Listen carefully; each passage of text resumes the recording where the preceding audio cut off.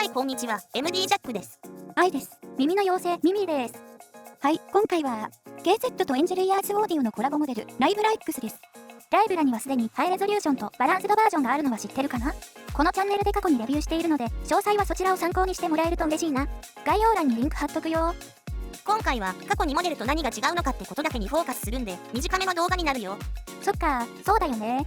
ライブラにモデルが売れてるんで、ライブライックスが登場したってことなのかな？そうなんじゃない？エンジェルイヤーズオーディオさんはよくコラボモデルを出すよね。だよね。じゃあまず外観の違いからにしましょう。全体はクリアな樹脂でシンプルな構造がよく見えます。フェイスプレートは樹脂とクロームパーツで構成。大事に扱わないと結構フォキスが目立ちそうですね。以前の2モデルは見た目が同じだったけど、ライブライックスは一目で違いがわかるからいいね。価格は2000円台だけど、セールで2000円切ってくるでしょうね。ドライバーは今回も超高帯域ダイナミックドライバー。高精度の内部溶接構造と約 0.1mm の磁気ギャップを特徴とする超高帯域ダイナミックドライバーを搭載。これら2つの特徴はほとんどの従来のダイナミックドライバーを凌駕するのに十分で、どんなダイヤフラム材料も構造革新には及びません。と KZ のいつもの感じのセールスワード。波形はこんな感じ。確かに低域は抑え気味だな。そうなのね。でもやっぱり今までの2モデルと比べてみないとよくわかんないから重ねて。はい、これよ。バランスドバージョンは低域の違いがすぐわかるけど、ライブライックスとライブラハイレゾは低域結構似てるね。確かに一番の違いは1から6キロあたりってことだね。まずこの3モデルの音を聞いてみようか。音調整の基準をライブラハイレゾバージョンにしたよ。波形が3本の真ん中を通ってる箇所がちらほらあるんでね。ケーブルはトリポビンセラフでバランス接続。イヤーチップはディバイナスベルベットね。はい、了解です。ではサウンドチェックいきましょう。音量上がります。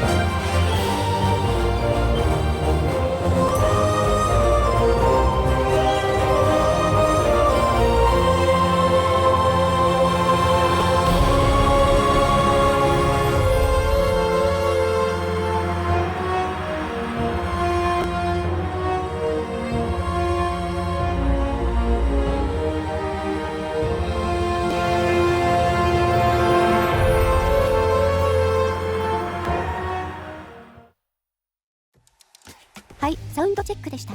グレインの波形、バランスドバージョンは違いがすぐ分かりましたね。収録時、モニターしていてもその違いが割とはっきり分かったよ。特にバランスドバージョンは低域がこれだけ違って中高域が控えめだからね。問題はライブラ X とライブラハイレゾか。収録音では案外ライブラ X とハイレゾバージョンの区別がつきにくかった。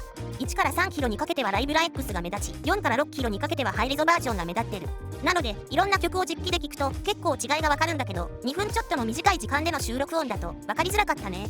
波形で見るとハイレゾバージョンより少し抑えてるように見える低域はベースエンハンスドって記載があるんで、例えば低域ベースの音量を揃えて渦漏れてしまった音を前に出したり、スラップベースをきらびやかに響かせるという効果が期待できそう。